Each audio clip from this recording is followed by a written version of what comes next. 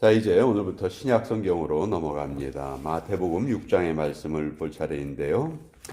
신약 성경 8페이지 마태복음 6장 7절에서 13절까지의 말씀입니다. 예수님께서 제자들에게 가르쳐 주신 그 유명한 주기도문이라고 우리가 보통 부르는 그 본문입니다. 우리 7절부터 13절까지 우리 같이 읽겠습니다. 시작. 또 기도할 때 이방인과 같이 중언부언하지 말라. 그들은 말을 많이 하여야 들으실 줄 생각하느니라. 그러므로 그들을 본받지 말라. 구하기 전에 너희에게 있어야 할 것을 하나님 너희 아버지께서 아시느니라. 그러므로 너희는 이렇게 기도하라. 하늘에 계신 우리 아버지여, 이름이 거룩히 여김을 받으시오며 나라가 임하시오며 뜻이 하늘에서 이루어진 것 같이 땅에서도 이루어지이다. 오늘 우리에게 일용할 양식을 주시옵고 우리가 우리에게 죄 지은 자를 사하여 준 것 같이 우리 죄를 사하여 주시옵고 우리를 시험에 들게 하지 마시옵고 다만 악에서 구하시옵소서. 나라와 권세와 영광이 아버지께 영원히 있사옵나이다. 아멘. 하나님의 말씀입니다. 아멘. 자, 너무도 유명한 본문이죠. 성경에 주님이 가르쳐 주신 기도문, 보통 우리가 주기도문이라고 부르는데 어떤 학자는 이건 주기도문이라고 부르면 안 되고 제자들의 기도문이라고 불러야 된다, 그렇게 말하기도 합니다. 예수님께서 하신 기도가 아니고 예수님께서 이렇게 기도하라, 이렇게 제자들에게 알려주신 기도문이죠.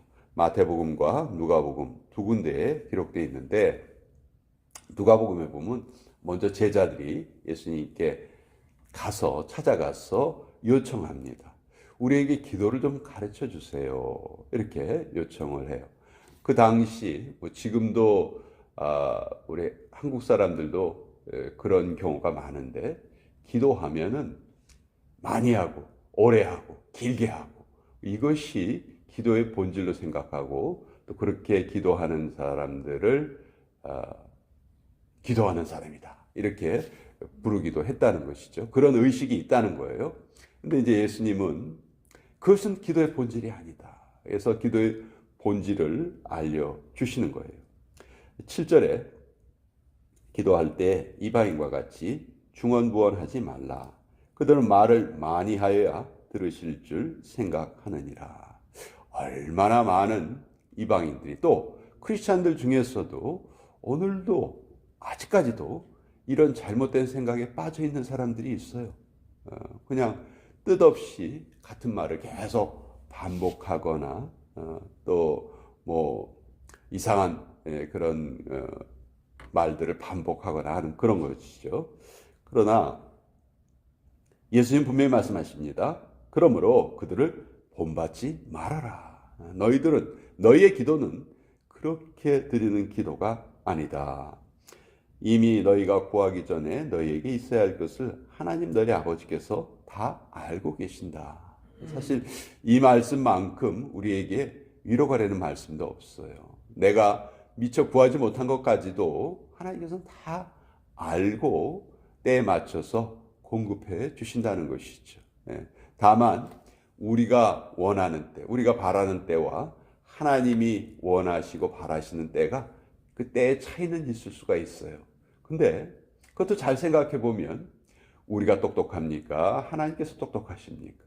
우리가 잘 알고 있습니까? 하나님 더 잘 알고 계십니까? 그것을 생각한다면 그것마저도 때와 시점 다 우리가 하나님께 맡겨드릴 수 있는 거죠. 자, 그래서 예수님께서는 이제 주님이 가르쳐 주신 기도문, 소위 말하는 주기도문을 우리에게 알려주시는데, 이 주기도문은 불과 8개의 문장으로 이루어져 있어요. 그 중에서 처음 문장과 나중 문장은, 그러니까 처음 문장은 하늘에 계신 우리 아버지여, 아버지의 이름을 부르는 것이죠. 그리고 마지막 문장은 나라와 권세와 영광이 아버지께 영원히 있사옵나이다. 그러니까 아버지라고 부르고 또 이 기도를 마칠 때에는 하나님의 이름을 다시 한번 찬양 드립니다. 그러니까 요 두 문장을 빼면은 실질적인 기도의 내용은 6문장이라고 할 수 있어요. 6개예요. 근데 그 6개도 둘로 나눠질 수가 있습니다. 처음에 나오는 세 간구는 이름이 거룩히 여김을 받으옵소서. 두 번째, 나라가 임하시옵소서. 세 번째, 뜻이 하늘에서 이루어진 것 같이 땅에서도 이루어지게 하여 주옵소서. 이 세 개예요. 그러니까 이 주님이 가르쳐 주신 기도문의 앞부분의 세 간구는 다 무엇에 대한 간구냐 하면 하나님의 이름과 뜻과 하나님의 나라를 위한 간구예요. 자, 이 간구가 먼저 드려지고 나서 이제 그 다음에 우리를 위한 간구가 드려집니다. 그 우리를 위한 간구도 세 가지죠. 일용할 양식을 주옵소서, 우리의 죄를 사하여 주옵소서, 우리를 시험에 들게 하지 마옵소서. 자, 우리에게 일용할 양식을 주옵소서. 이거는 현재의 간구문이라고 할 수 있어요. 또 우리의 죄를 사하여 주옵소서. 이거는 과거에 일어난 것에 대한 그 기도문이라고 할 수 있죠. 그리고 우리를 시험에 들게 하지 마옵소서. 이거는 아직 일어나지 않은 미래에 대한 일이라고 할 수 있죠. 그러니까 이 짧은 이 기도문 가운데 우리의 과거와 현재와 미래를 총망라하는 그런 기도문이 들어 있는 거예요. 그러니까 주기도문의 가장 큰 특징 중에 하나는 간결하다는 거예요. 예수님께서 미리 제자들에게 말씀하셨죠. 너희 뭐 말 많이 해야 기도하는 걸로 그렇게 알고 있는데 그게 기도의 본질이 아니야. 그걸 본받으면 안 돼. 짧은 기도를 한다 할지라도 정말 하나님이 원하시는 또 하나님이 받으실 만한 그런 기도를 해야 하는데 그것은 먼저 우리가 기도할 때 저도 그런 실수를 할 때가 많아요. 내 삶에 어떤 긴급한 일이 일어나고 그것이 빨리 기도로 아뢰어져야 된다 생각을 하면 하나님 하고서는 그냥 뭐 내 사정 막 얘기하기 쉬워요. 막 하다가 그러다가 아이고 내가 내 말만 했네 그러면서 나중에 기도의 마무리 부분에 하나님의 이름을 찬양한다거나 그런 것을 할 때가 많죠.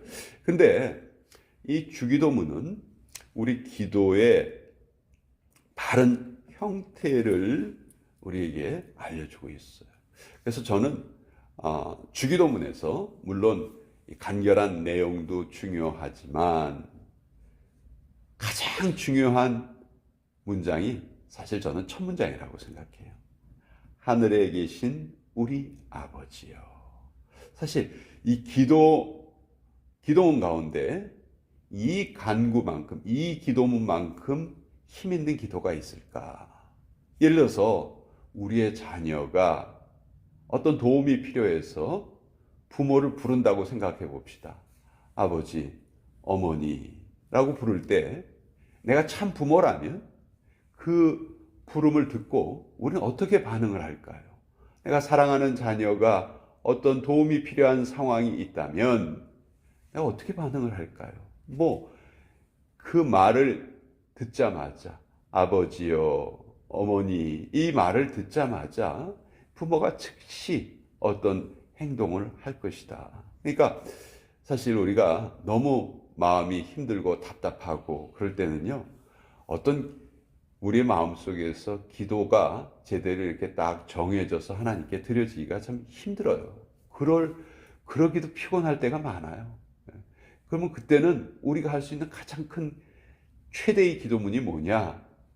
아버지, 하늘에 계신 나의 아버지요. 이렇게 부르는 거죠. 그것보다 더 힘 있는 기도는 없다. 또 그 순간만큼 우리가 진실되고 간절한 순간은 없다 하는 것이죠. 그래서 기도를 오래 하고 길게 하고 그래서 마음이 후련해지는 것이 아니고 그래도 마음이 답답할 때가 많은데 짧은 기도라 할지라도 정말 내가 마음을 다 쏟아서 하나님의 이름을 부르고 하나님이 나의 모든 것을 알고 계시고 함께 하신다는 것을 깨닫기만 한다면 그 짧은 기도라 할지라도 그 기도의 힘이랄까 그 기도의 그 영향력은 말로 표현할 수 없는 것이죠. 네, 그래서 이 주기도문은 간결하지만 그 내용을 보면 한없이 넓고 깊다. 그래서 어떤 터툴리안이란 주교는 주기도문은 바로 복음의 요약이다. 이렇게까지 말했어요. 자, 그리고 더 중요한 것 중에 하나가 아까 이제 우리가 아버지라고 이름 부르는 것을 말씀드렸는데 여러분 하나님을 아버지라고 부르면서 기도하라고 가르쳐 주신 분은 예수님밖에 없어요. 예수님이 유일하세요. 그 이전까지 이스라엘 백성들이 하나님께 기도할 때요, 하나님의 이름을 제대로 부르질 못합니다. 너무도 두려운 이름이라고 생각했어요. 하나님 두려운 존재셨어요. 그런데 예수님은 우리에게 하나님을 부를 때 아버지요. 히브리어로 아빠죠. 아빠. 참 우리 한국말하고 너무 발음도 비슷하고 참 어떻게 그렇게 동일한 말로 표현을 할 수 있을까 참 신기한데 히브리 사람들이 아버지라고 부르는 용어가 아빠예요. 아빠. 뭐 우리는 어린아이 시절에는 아빠라고 부르다가 이제 좀 장성하면 아버지 이렇게 부르는데 아빠란 말이 뭔지 우리는 너무도 잘 알고 있거든요. 근데 예수님께서 하나님을 부를 때 그렇게 부르면서 기도해라 이렇게 가르쳐 주신 거예요. 그래서 우리가 이 주기도문을 사실 기도의 가장 어떻게 보면 중요한 틀인데 지금 우리가 주기도문을 좀 다른 용도로 보통 목회자가 축도를 할 수 없을 때 성도들이 예배를 드리고 마지막 순간에 우리 주기도문으로 함께 예배를 폐하십시다 뭐 이런 용도로 사용되는데 물론 그것이 잘못됐다 이렇게 말할 수는 없지만 그렇게 기도할 때에도 이 주기도문에 주어진 배경과 그 뜻을 우리가 알고 이 기도를 드려야 되겠다. 그냥 기계적으로 이것을 무슨 주문처럼 반복하는 것은 옳지 않다. 그리고 이렇게 분명히 기도의 틀이 예수님에 의해서 가르쳐졌는데 이 틀을 무시하고 그냥 우리 나름대로의 형식으로만 기도하는 그것도 사실은 고쳐질 필요가 있다. 그래서 저는 우리가 기도할 때 이 주기도문을 먼저 기도하고 그리고 여기에 더해서 우리의 간구가 하나님께 드려졌으면 좋겠다. 그리고 이것을 기도할 때마다 그 뜻을 다시 한번 깊이 생각하는 그런 성도가 되었으면 좋겠다. 그렇다면 우리가 기도가 결국은 나의 간구에 앞서서 하나님의 뜻을 이루어드리는 도구가 기도다 하는 기도의 가장 중요한 원칙을 우리가 주기도문을 통해서 알게 된다. 그렇게 생각을 합니다. 그래서 오늘부터라도 다시 한번 우리 주기도문의 올바른 의미를 우리가 잘 깨닫고 이 주기도문을 예수님께서 우리에게 알려주셨을 때 어떤 의미로 알려주셨을까 그것을 다시 한번 잘 생각해 봤으면 좋겠습니다.